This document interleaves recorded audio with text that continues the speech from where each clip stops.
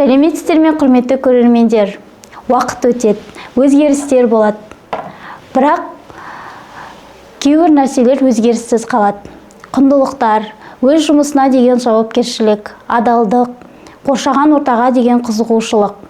Біз сондай константты іздейміз. Констант латын тілінен аударғанда тұрақты деген мағынаны білдіреді. Сіздер қазір сондай қасиетті бойына сіңірген ерекше тұлға ауданымыздың прокуроры Менлебаев Алмаз Базарханұлымен сұхбатымыздың куәсі боласыздар. Алмаз Базарханұлы, бізбен сұхбат жүргізуге келіскеніңізге рахмет. Сізге бірінші сұрағымыз өмір жолыңыз жайлы қысқаша баяндап кетсеңіз. Сұхбатқа шақырғаныңызға рахмет.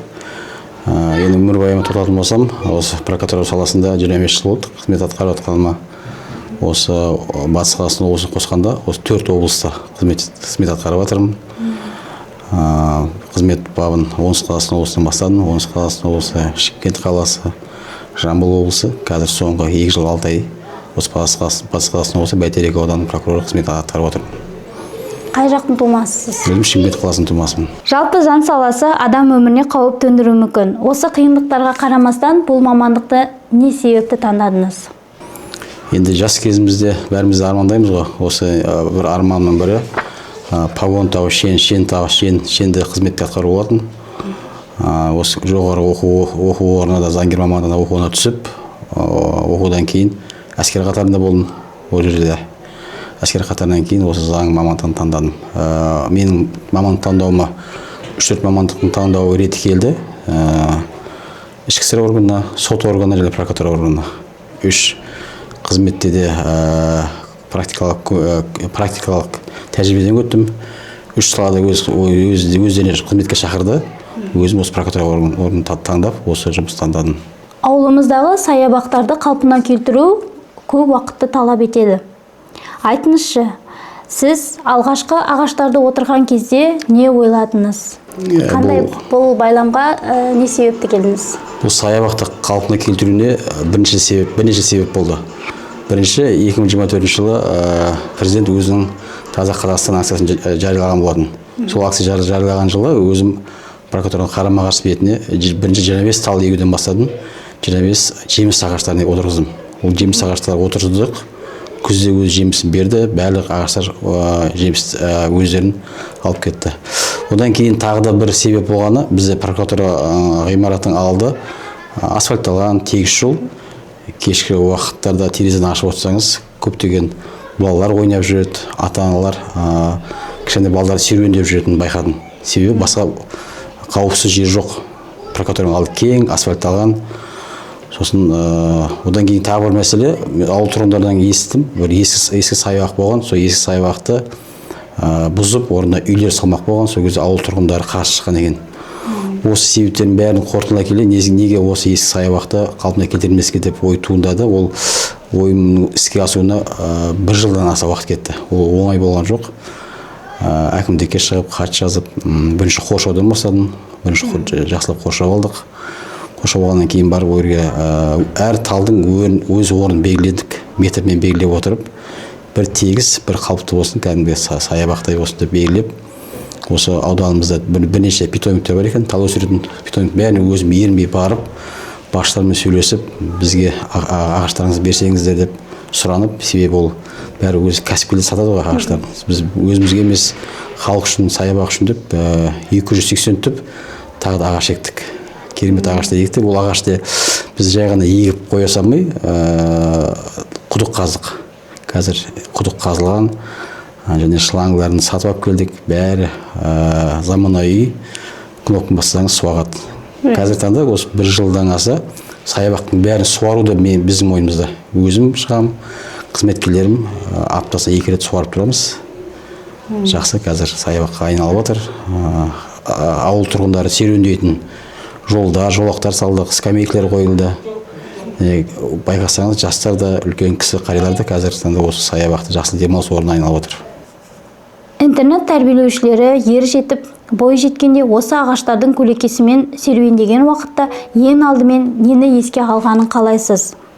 Лауазымды адамдардың көмегін бе, әлде басқа құндылықтарды ма? Қандай құндылықты көздейсіз? Бұл жерде саябақты серуендеу өте жақсы пайдасы да көп, денсаулыққа пайдасы, қоршаған ортаға. Ол біріншіден мен оны жасаған себебім осы ауызбіршілік, осы ауыл тұрғындары, жастары ауызбіршілікке келсе, бір-бірін көрсе, танысса деп сол мақсатта жасалған зат берді. Және балалардың да ойын алаңшасы да бар.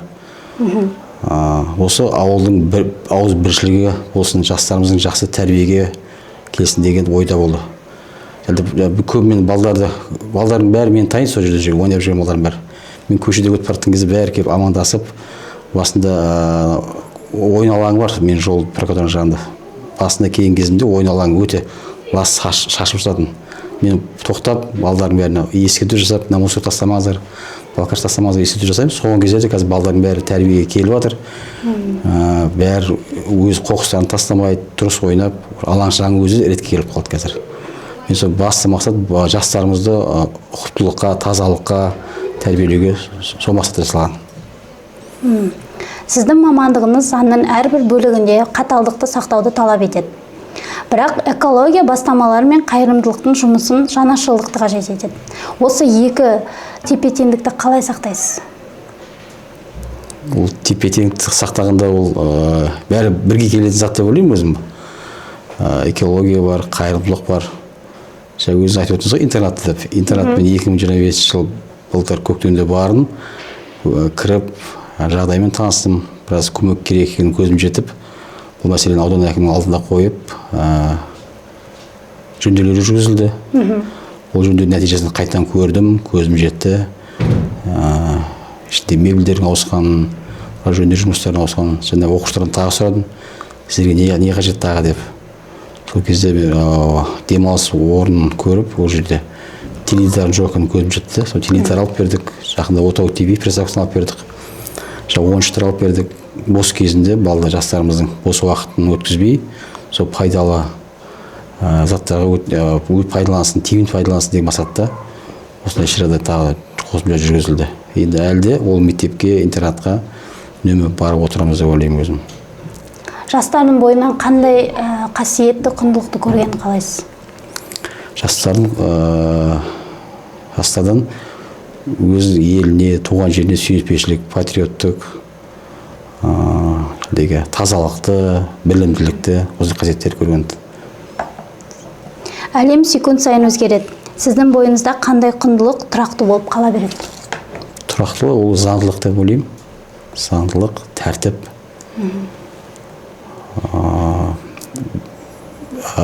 Лаж болса, ол ауыл жастарға тәрбие көрсету, үлгі көрсету. Жақсы бір мысал айтып бере аламын. Мысалы, біз былтыр күз айында Өркен ауылына бардым. Өркен ауылында мектеп директорының ұсынысымен сол мектепке бүкіл ауыл тұрғындарын жинадым мен. Ауыл тұрғындарын жинап, осы Өркен ауылын ішімдіксіз ауыл деп жариялайық деп ұсыныс келтірдім. Кәсіпкер шақырдым, арақ дүкені бар. Кәсіпкерге ұсыныс келтірдім. Давайте осы сіз арақ сатпаңызшы осы ауылға. Бұл ауылда арақ сатылмасын деген жүргізіп, ақсақалдармен кездестім, мектеп директорымен кездестім. Мен ұсынысым қолдау тапты. Қазір Өркен ауылында ішімдік мүлдем сатылмайды. Ауыл тұрғындары, қариялар айтып жатыр, енді Құдай қаласа іс-шараларды ішімдіксіз өткіземіз деген сондай тұжырымға келіп жатыр. Бір ауылдан бастасақ, ары қарай да ол жолғасын табады деп ойлаймын. Ол ішімдік сатылмаса, біздің жастарымызға үлгі болады. Ол ішімдік білесіздер ғой, ол арты жақсылап келмейді. Бізде талдап қарап отырамыз, көптеген қылмыстар осы масан күйде жасалады, ішімдіктің арқасы жасалады. Отбасыда зорлық-зомбылық бар, неше түрлі ауыр қылмыстар ішімдік арқасы жасалады. Мысалы, жақында ғана бір қылмыстық сотқа өзім қатыстым. Масан күйде өзім досын ұрып өлтіріп қойды. Оның бәрі ішімдік арқасы. Осы біз өзімізді, жастарымызды дұрыс бағда беріп отырсақ, біз жақсы нәтижеге жетеміз деп ойлаймын. Біздің сұхбатымыз өз мәресіне жетті. Бізбен сұхбат жүргізгеніңізге алғыс білдіреміз. Рахмет. Еңбек жолыңызға табыс тілейміз. Әрбір адамның бойынан табыла беретін жақсы құндылықтар сіздің бойыңыз сізге үлгі етсін. Рахмет шақырғаныңызға.